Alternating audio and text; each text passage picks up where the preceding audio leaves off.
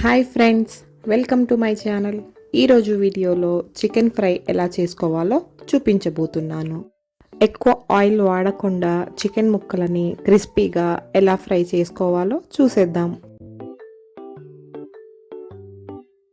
ముందుగా స్టవ్ వెలిగించి వెడల్పుగా ఉన్న కడాయిని పెట్టుకొని శుభ్రం చేసుకున్న 1 కేజీ చికెన్ని వేసుకోవాలి.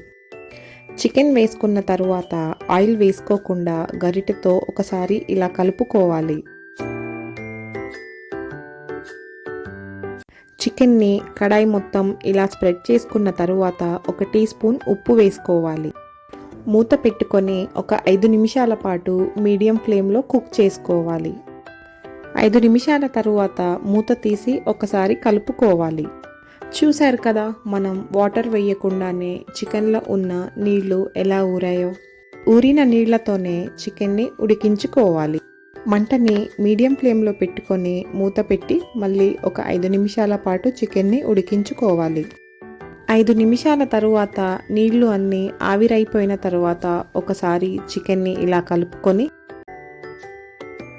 2 లేదా 3 టేబుల్ స్పూన్ల ఆయిల్ వేసుకోవాలి. ఆయిల్ వేసుకున్న తరువాత మంటని మీడియం టు హై ఫ్లేమ్లోకి అడ్జస్ట్ చేసుకుంటూ ముక్కలని ఫ్రై చేసుకోవాలి. చికెన్ ముక్కలని ఈ కలర్లోకి వచ్చేంత వరకు ఫ్రై చేసుకోవాలి. ఇప్పుడు మంటని లో ఫ్లేమ్లో పెట్టుకొని 1 టీ స్పూన్ పసుపు, 1 టీ స్పూన్ కారం, రుచికి సరిపడినంత ఉప్పు, టీ స్పూన్ ధనియాల పొడి వేసుకొని ఈ మసాలాలన్నీ ముక్కలకి బాగా పట్టేలాగా 1 నిమిషం పాటు కలుపుకోవాలి. ఇలా కలుపుకున్న తరువాత మనం వేసుకున్న మసాలాలన్నీ బాగా పట్టేలాగా ఒక 2 నిమిషాల పాటు లో ఫ్లేమ్లో ఫ్రై చేసుకోవాలి. 2 నిమిషాల తరువాత ఇప్పుడు ఇందులోకి 1 టేబుల్ స్పూన్ అల్లం వెల్లుల్లి పేస్ట్, కొద్దిగా kasuri methi, 1 teaspoon chicken masala వేసుకొని ఇప్పుడు మంటని మీడియం ఫ్లేమ్లో పెట్టి కాసేపు ఇలా కలుపుకుంటూ ఫ్రై చేసుకోవాలి.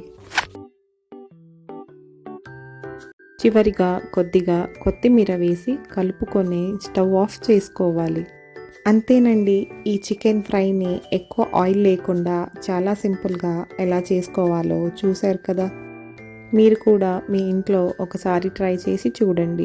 ట్రై చేశాక మీకు ఎలా కుదిరిందో కామెంట్ చేసి చెప్పండి. ఈ వీడియో మీకు నచ్చినట్లయితే ఒక లైక్ చేసి మీ ఫ్రెండ్స్ అండ్ ఫ్యామిలీ మెంబర్స్కి షేర్ చేయండి. ఇంకా మర్చిపోకుండా మన ఛానల్ని సబ్స్క్రైబ్ చేసుకోండి.